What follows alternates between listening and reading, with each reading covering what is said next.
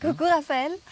Oh, Voilà, on est ici avec Raphaël Colici de Olea Therme, à côté de Montpellier, à 1 heure de Montpellier, dans une therme magnifique où on profite de soins de 4 heures le matin, 6 différents soins et Raphaël qui masse. Mais Raphaël, c'est beaucoup plus que les mains. Mais oui, en fait, tout est main, hein, en gros, tout est main. Mais en fait, il est aussi le maître de l'Artemisia.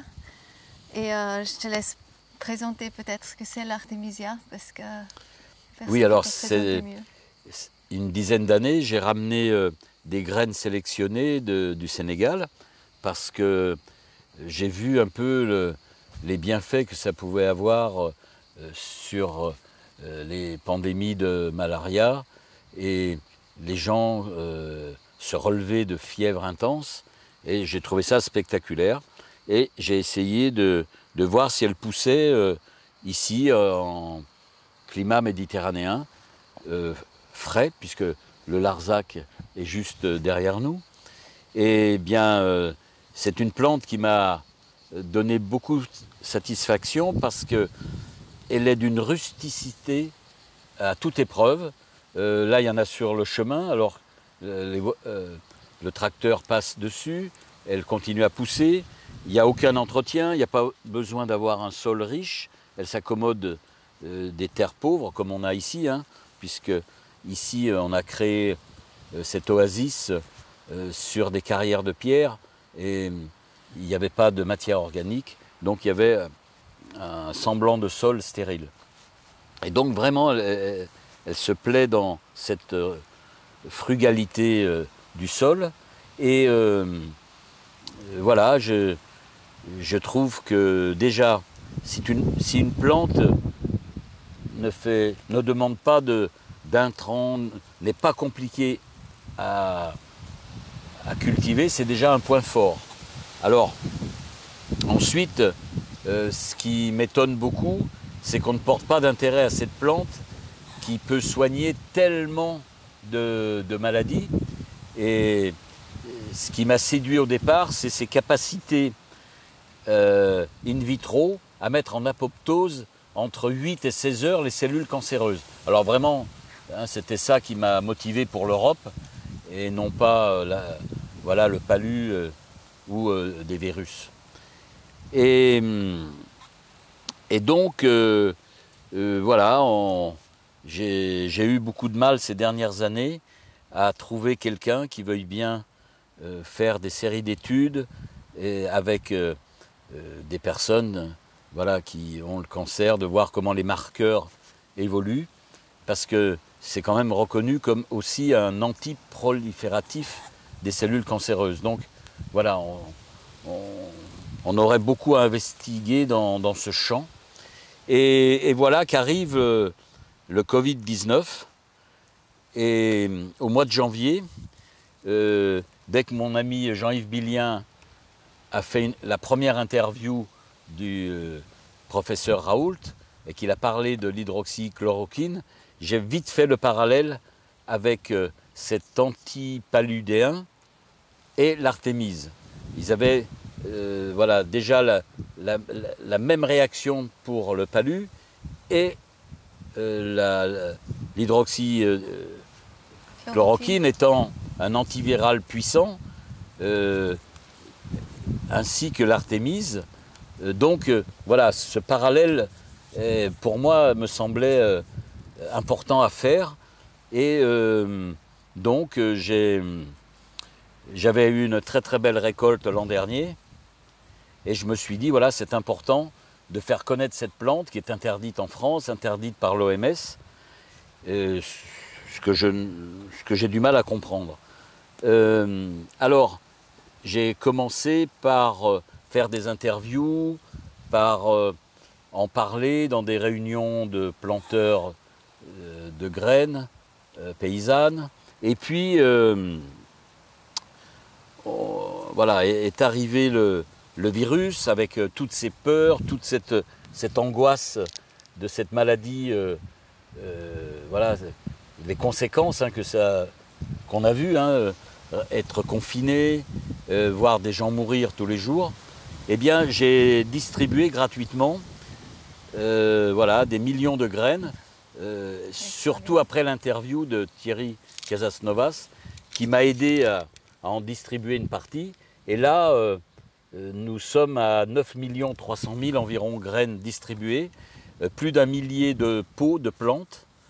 Voilà, et donc j'espère que toutes ces graines disséminées un peu partout en France vont continuer voilà, à être reprises par de nombreuses personnes, parce que mon but serait à long terme que chacun cultive cette plante, parce que non seulement elle peut avoir une action sur des maladies dégénératives comme le cancer, mais comme d'autres maladies parfois dont on ne sait pas quoi faire, comme la maladie de Lyme. Et donc j'ai vu que voilà. Donc aussi la maladie de Lyme. Oui, c'est vraiment.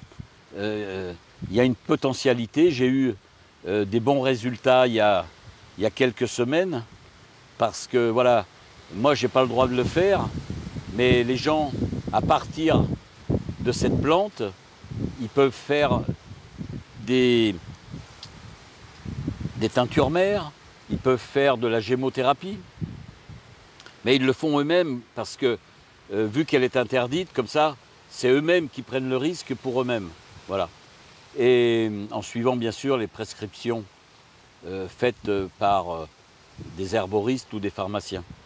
Et donc pendant le Covid, voilà, j'ai eu des témoignages de gens qui, après des toux qui se sont chronicisés sur plusieurs semaines, après plusieurs épisodes de fièvre subite, eh bien, tous ces symptômes se sont calmés avec des tisanes ou des teintures mères d'artémisia. C'est quoi la teinture mère?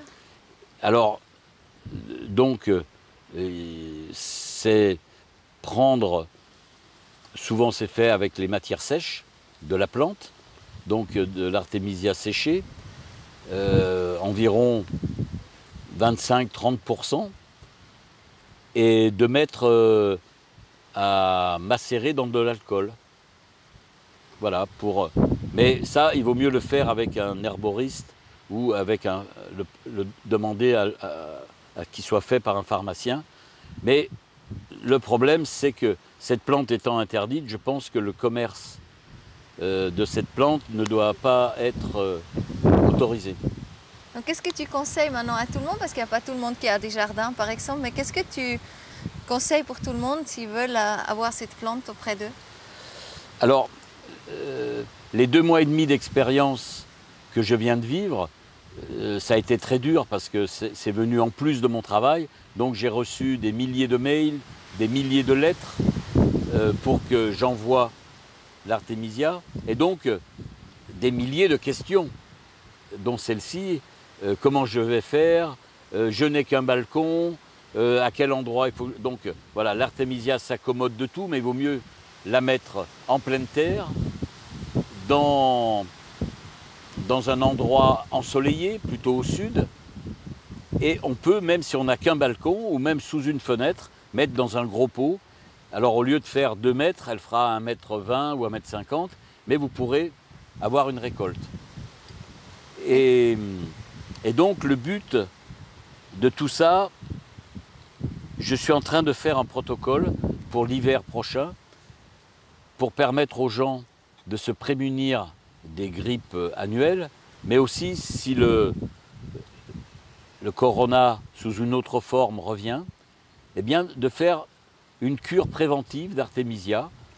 Et puis vu que ça nettoie aussi, il y a toujours quelques cellules cancéreuses qui traînent, mais le faire de façon consciente, pas simplement consommer, j'allais dire vulgairement, la plante, mais le faire en conscience et l'accompagner d'un jeûne qui vous convient, à votre état de santé, qui convient à votre poids, qui convient à votre disponibilité. Donc on peut faire un jeûne intermittent, on peut faire un jeûne, par exemple 3-4 jours de jeûne liquide. On peut manger que des jus d'extraction de fruits et de légumes. Vous voyez, il y a chacun, mais ce que je préconise, c'est quand même de nettoyer son corps et pendant ce temps, faire une cure d'artémisia avant l'hiver, voilà, pour se libérer des virus qui traînent, des toxines, etc. Et donc tu le sèches ou tu le mets directement dans le thé, Alors, par exemple? là, nous sommes au début juillet. Là, c'est la parcelle qui a les plus petits plants. Tu as vu là-bas, il y a des grands plants, il y en a là, derrière. Et donc, la plante va faire presque 2 mètres de haut. Eh bien, on va couper les bouts de branches qu'on va faire sécher. On va garder 1 ou 2 branches pour les graines, mais il y a beaucoup, beaucoup de graines. Donc, c'est une plante très féconde et qui assure sa pérennité. Elles sont où les graines? Ah ben, elle sera après la fleur. Là, pour le moment, c'est un bébé. Oui. Voilà, c'est un bébé, donc elle va grandir. Quand elle sera adulte, elle va faire une fleur pour qu'elle puisse essaimer et ainsi assurer sa pérennité. Elles sont comment les fleurs? Alors, c'est des toutes petites fleurs, un peu blanches, jaunes, qui vont venir ici dans chaque bout de branche. Et après, ça va faire des milliers et des milliers de petites graines magnifiques. Donc tu les sèches et après ils tombent tout seuls? Non, après, je mets un drap, je secoue les branches, et là, il y a des milliers, des millions de graines. Wow. Voilà. Donc, c'est quelque chose d'assez facilement reproductible. L'argument principal de l'interdiction de l'Artemisia annua est de dire c'est une plante invasive, parce qu'elle est tellement rustique qu'elle va pousser n'importe où. Mais regardez, moi depuis 10 ans, regardez où elle pousse. Elle ne pousse pas sur le lupin d'à côté, elle ne pousse pas dans les figuiers d'à côté, elle pousse là où je la dirige. Voilà. Alors c'est vrai que ça déborde un peu sur la route, mais que quelques-unes. Voilà. Donc, je trouve que le spectre de ce qu'elle peut apporter est énorme. On n'a pas parlé de tous les problèmes digestifs, à partir des inflammations de l'esophage, les gastrites, en particulier celle du pylore. Il y a un mucilage très intéressant dans l'artémisia qui va un peu colmater les parois de l'intestin. Et comme vous savez, c'est très facile d'avoir des colites à l'heure actuelle, puisque la nourriture industrielle, les nutriments beaucoup trop acides, et les conservateurs, etc., tous les médicaments que les gens prennent, font que voilà, l'artémisia va atténuer cette acidité tout le long du tube digestif. Il va y avoir aussi une action sur les vers intestinaux. Voilà, on peut sentir d'ailleurs cette plante, elle est amère, hein, on sent qu'il y a des principes actifs. C'est peu connu, cette plante a 400 principes actifs, 400 molécules intéressantes à découvrir. On connaît l'artémisine, mais il y en a beaucoup d'autres. On a fait un tout petit essai pour prévoir comment on va la transformer avec un herboriste qui distille. Et en fait, on peut en faire une huile essentielle aussi. Et c'est important parce que dans certains cas graves de maladie de Lyme, de cancer ou voire de corona, je pense que cette huile essentielle peut être un atout parce que là, c'est plus de la tisane qui agit très bien déjà hein, sur le palu en Afrique, il y a des très très bons résultats. Mais l'huile essentielle, il va y avoir un champ d'investigation nouveau.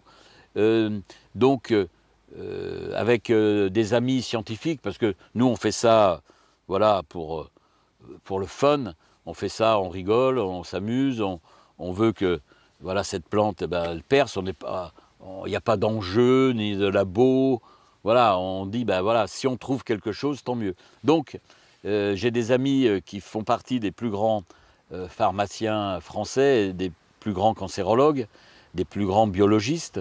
Et là, on essaye de voir, là, depuis 2 mois, on fait des extractions. Et étonnamment, je vais vous donner un scoop, une des meilleures extractions, nous l'avons obtenue avec un lait très gras. Alors j'ai tout de suite pensé aux Jerseys, qui sont des vaches qui font très peu de lait, mais il est très crémeux, très riche voilà, en matière grasse. Et ça extrait très bien l'artémisine. Mais comme je vous l'ai dit plus tôt, ce qui va être compliqué, c'est de caractériser toutes les différentes molécules, et il y en a 400, et peut-être que les autres molécules ne seront pas forcément bien extraites avec le lait gras.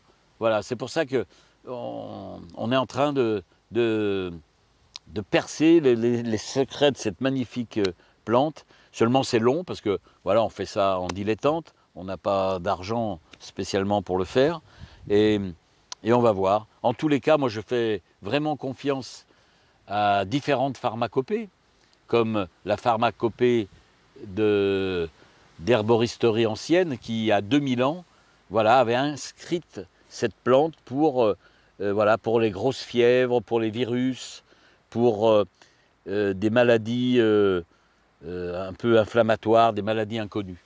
Donc vous voyez que ce n'est pas d'aujourd'hui, elle a prouvé son efficacité, et c'est incompréhensible de la voir interdire, quoi, parce que pourquoi pendant des milliers d'années on l'a utilisée et que maintenant tout d'un coup voilà, il faut l'interdire. Alors je veux bien hein, s'il y a des effets secondaires, mais les millions de personnes qui l'utilisent n'ont jamais eu d'effets secondaires. Voilà, les effets secondaires habituels voilà, par rapport aux femmes enceintes. Malaria ou comme ça? Oui, bien sûr. Mais oui. Donc c'est vraiment le chloroquine quelque part naturel, on peut dire ça? C'est chloroquine-like, comme on dit. Oui, le naturel, oui. Oui. Et tu me disais encore avant, parce que l'Artémis c'est une déesse, donc est-ce qu'elle se plante bien? Est-ce qu'elle a une relation avec cette déesse, l'Artémis, tu penses? Je ne sais pas qui l'a nommée ainsi. En tous les cas, Artémis, c'est la déesse de la nature, de la chasse, mais aussi de la fécondité.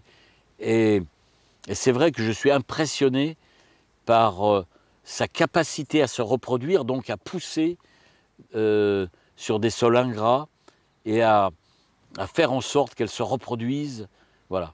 Et être à coûte que disposition coûte. pour Voilà, tout le monde, voilà. en fait. Et partout. Et on a besoin à l'heure actuelle de choses très rustiques parce que nous n'aurons pas toujours de l'engrais. C'est difficile, il faut de l'électricité pour fabriquer, même de l'engrais bio.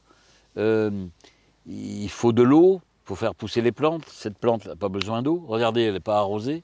Et on a déjà subi quand même 15 jours, 3 semaines de chaleur violente. Elle est facile à extraire. Et elle a surtout beaucoup, beaucoup de vertus. Et pas que sur une maladie. Merci Raphaël, merveilleux. Merci à vous.